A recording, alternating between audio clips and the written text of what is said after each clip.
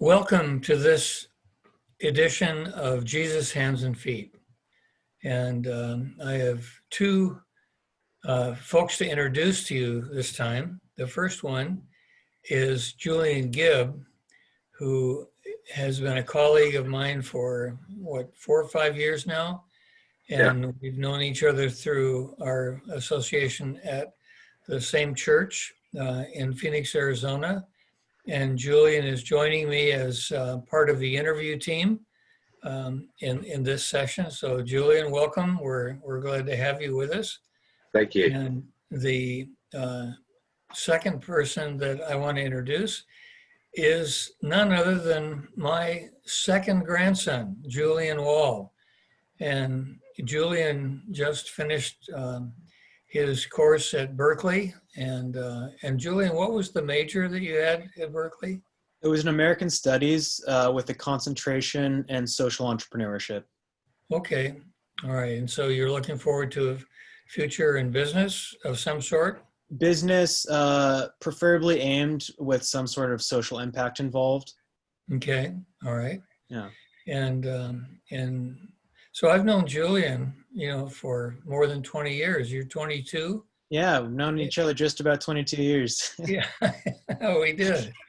Right. And so I asked Julian Julian Wahl, my grandson, to be on this interview because as I was thinking about the different people that we're interviewing who have allowed their hands and feet to represent the hands and feet of Jesus to people in the community, I just realized that when he was in junior high school, had done something called Burrito Boys. And in summary, the Burrito Boys were preparing food for homeless people in San Diego where Julian lives.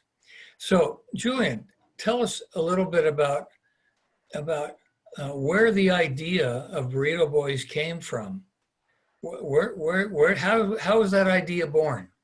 So the Burrito Boys started in about 2012, I think.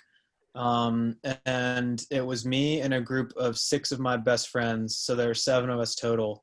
And one of our founding members, Alec Johnson, had a dad who started taking out small groups of kids to downtown San Diego just to kind of go help and give them food here and there and provide them with hot meals. And so it was a very grassroots beginning, and it started kind of gaining steam as Alec would invite different friends here and there. And Alec's dad actually started it out of just kind of a reality check for not only Alec, but Alec's friends as well. Most of us grew up just in the suburbs and middle-class houses our whole life and didn't really have exposure to various parts of our community that were less fortunate than us. And so that it just really started as a way to give perspective to 14-year-old kids at the time. Wow. And also help them serve their communities. Right. So it came from one of your best friend's fathers. Yeah. It was interesting. It's not something that I think any of us would have thought to go out and do on our own. But from the first time we did it, we were excited to get back out there the following week. What was that motivated him? Based off an interview that he did, it's actually a funny story. What motivated him was reading his son's Christmas list one year. And he read through all the items and he said, wow, this is ridiculous. My son has no idea what it's like to not have the things that he doesn't need or want. So after seeing that, he realized that his son and probably his son's friends could use a little perspective. How did this affect you when you went out for the first time, and then how did it affect you over the longer period? Well, initially it was really eye-opening, and quite frankly, kind of as a 14-year-old kid, it was scary going downtown and interacting with these people that have kind of been othered their entire lives. They were kind of just classified as just this homeless population downtown. But the second we're going down there and handing out the burritos and having conversations, it really humanized them immediately. And so that was probably the biggest impact on me, is that through humanizing them, it kind of gave them a face, and you realize that these are just fellow human beings that are looking for love and comfort like the rest of us. So it was had an immediate impact on me and was very eye-opening. And then over the long run, just through the development of this organization, had a huge impact on not only my community view, but my worldview as well. Tell us, what was the process? I mean, what you did this on a weekly basis? Yeah, so the website's down right now, but based on my count, we've been active for around 300 consecutive Sundays, and I think have served over 300,000 hot meals downtown to date. But this really started probably by doing 25 to 50 burritos on the weekends, and now we've ramped up our production to about 300, 400 burritos per week. But the way this would start is we would wake up every Sunday morning around 6 a.m. and it started actually in a friend's kitchen.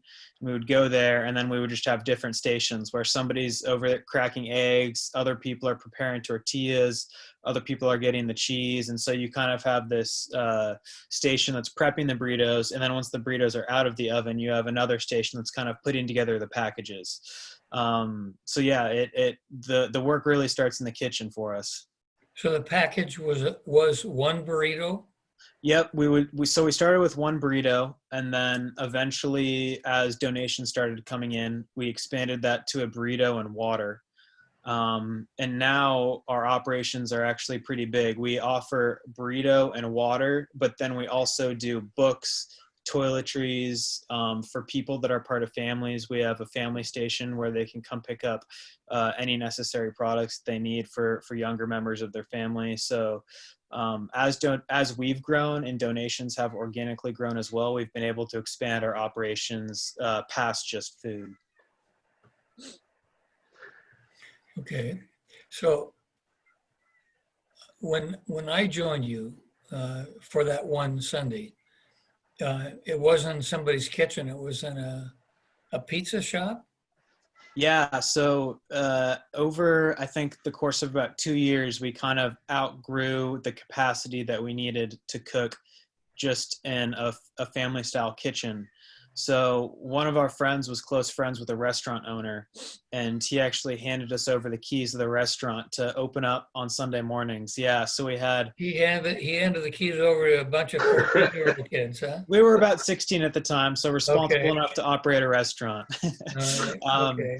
But yeah, we had the keys and were responsible for opening, and it was extremely helpful to have an industrial style kitchen at our disposal. And that's when we were able to really ramp up the burrito production to around 300 burritos a week. And we would just get these massive donations from Trader Joe's of eggs and tortillas. And we'd have probably like 6 or 7 kids just cracking eggs into a bowl. And then we would have 2 or 3 adults mixing the eggs over this giant stove. And then we'd wrap them in the tortilla and put them in the giant pizza ovens just to heat the whole thing up, and then pull them out. And then after about an hour of preparation, we'd be ready to head downtown. Okay. And so head downtown, what, in a wheelbarrow? We would eventually turn it into a caravan of probably 4 or 5 cars, just because over the years the volunteer numbers went up so much. And so we would caravan down to downtown San Diego, and we had 3 different spots at which we would stop at. And you probably remember this, Grandpa, by the time you came and joined us, the homeless population knew where we would be stopping. And so by the time we pulled in, there would be a line of people, almost like 150 in number, wrapping around the corner. And so we would pull up and set up our stations, and then the line would be single file and start moving and just serve people as they came to us.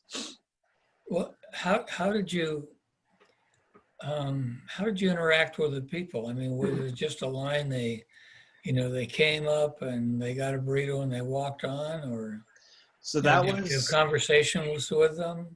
Yeah, that was probably the part of the experience where I personally grew and learned the most, because I think in the beginning for us, it was simply providing food to the population in San Diego. But kind of the older we got, the more we understood that it was providing comfort and conversation and community as well. So we would do our best to make it as personal as possible for the people that were interested in talking.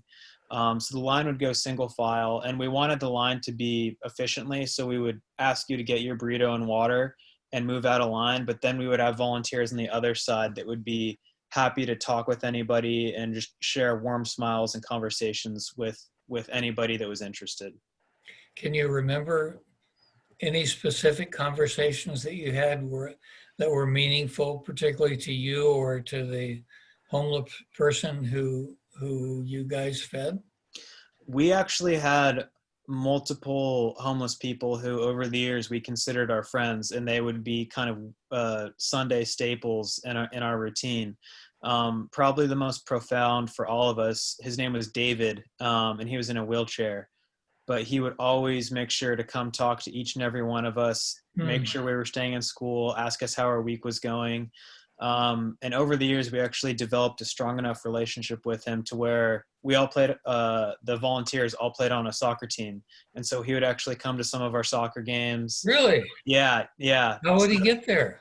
Michael Johnson, the dad that was the founder of Burrito Boys, would pick him up, and he would come watch us at our soccer games and root You're us kidding. on, That's and then great. meet us back at the house afterwards. Yeah, so he actually is a really special story to us, and eventually we got to the point where we were able to help him get off the streets and get his own house. So really Wow. cool story. Wow.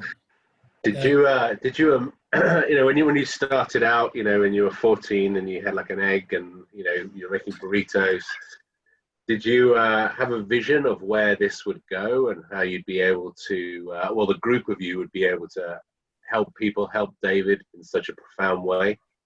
No, it was a completely grassroots beginning, and I think at least my first week, I showed up with the intent. I just wanted to hang out with my friends. I had no idea what I was getting myself into, but I think everybody's first trip downtown, there's something alluring about it that just kind of draws you back next week. So it was very grassroots, and I think even Michael, the founder, didn't have this vision of it growing to an official 501c3 charity organization where we're receiving donations on a weekly basis. We just wanted to do it to help out in any way we could. I don't think anyone envisioned it growing into the organization that it did. What would you say to someone who's thinking, you know, I mean, now you're helping people, you're effectively organized, you've got Traded Joe's donating things, you've got your lines organized, you know, you've got volunteers. What would you say to someone who's sitting at home now or listening to this and is just thinking, I can't do that? I would say to just keep the thought of growing organically in your mind. When the 7 of us started, we didn't have this plan or this mission to grow into anything special or important. And I think at the time, none of us wanted to. We just kind of started with this aim and mission to help out our community in any way we could. So I think any individual with that drive in them is going to make a positive impact on their community. And then as this becomes a routine for you and your positive impact grows, it just magnetically draws people to it, and people will join and donations will come and things will start falling into place. I have a question. If you don't want to answer this, that's fine. And, yeah, but I know that some people look at you know, doing things like this as sort of a welfare thing that reinforces dependency on people on the outside. And so homeless people, instead of, you know, being able to want to get off the street and, you know what I'm talking about. I mean, that's a common perspective of some ideas of social thought. How would you respond to that idea? I would say that at the end of the day, at least for our organization, and there are organizations aimed at working to get people off the streets, at the end of the day, the goal of our organization was to serve hot food and comfort to the downtown homeless community. And we were very clear not to put any stipulations on that. We just wanted to serve people that were in need, end of story, regardless of why they were on the street. And I think that's one of the unique things about doing work and getting your hands dirty is you learn that kind of these preconceived notions that we have of certain people and the dependency that they gain and that people are on the street because they're drug addicts or because they're addicted to alcohol or something. You just learn that a lot of the stories you hear aren't true, and going down there and meeting them, you just realize these are humans too. And if they're in need, our job is to serve and love on them. Period. Period. Yeah. Okay. Yeah. Good. Okay. Well, as you, what is your role with Burrito Boys now? So before the seven of us left for college, we were very hands-on with the day-to-day operations. And we would be there every Sunday, making the burritos and then going downtown to pass them out. And then also throughout the week, we would be working on media relations and getting donations and doing various interviews. But since the seven of us have left for college, we've kind of been forced to become more removed from the day-to-day operations and become much more big picture in the organization. So currently the seven of us are lifetime advisory board members.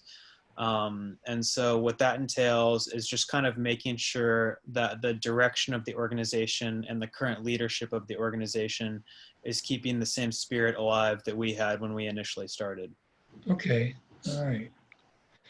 So if someone asks you, like me, if someone like me asks you, okay, what are the key lessons for you that you will carry on into life from this experience? What would be one or two or three or whatever of the key ideas and thoughts that you've garnered from this experience that you think you will take with you? I think the number one biggest one I think I can speak for the seven boys that all started this, is that you're never too small to make a change in your community, because we were just a group of 14-year-old boys that really had no idea what we were getting ourselves into. And we had no idea the scale that this organization was going to turn into. But something that was evident to us from our first trip downtown was that even if we were going downtown just to serve one or two people, we were having a positive impact on their lives, and that was worth the trip for us. So Okay. I think just keeping in mind that you personally are never too small to make a positive impact, not only in your community, but in your neighbor's life. So that was definitely the biggest thing that I think the seven of us learned. And then just to name a second, I know we briefly touched on this earlier, but just having this expanded sense of worldview and perspective, getting out of our comfort zones and going into communities with which we weren't entirely comfortable at the time, and just and seeing at face fact that these are humans too. This action has made you more aware of the world around you and the needs around you. How has it changed you? I think for me personally, it instilled this sense of service and community in me. And I've actually, it's something that inspired my major, wanting to go into social impact. And it's something that's inspired my post-graduation plans. I was hoping to do Peace Corps before the whole COVID outbreak happened. Right now, volunteer operations have been suspended, but it's just instilled this sense of community and service into me that is going to carry over into everything I do for the rest of my life. Excellent. Oh, that's great. That's great, Julian. I'm proud of you. Thank you. Not only, as my grandson, but also for the example that it sets to those who are watching our little podcast here. And one of the things that I want to remind all of us who are looking and listening to this is that this is the primary mark of a follower of Jesus Christ. The great commandment is to love our neighbor. And to do that requires sacrifice. Sometimes sacrifice that we're not even conscious of, sometimes sacrifice that we really feel. But the command doesn't diminish or expand because of the idea of sacrifice, but it takes intentionality and it does take sacrifice. And so for all of us, I hope that we will go away from this interview asking ourselves the question, what might I do today to be Jesus' hands and feet? Thank you for watching.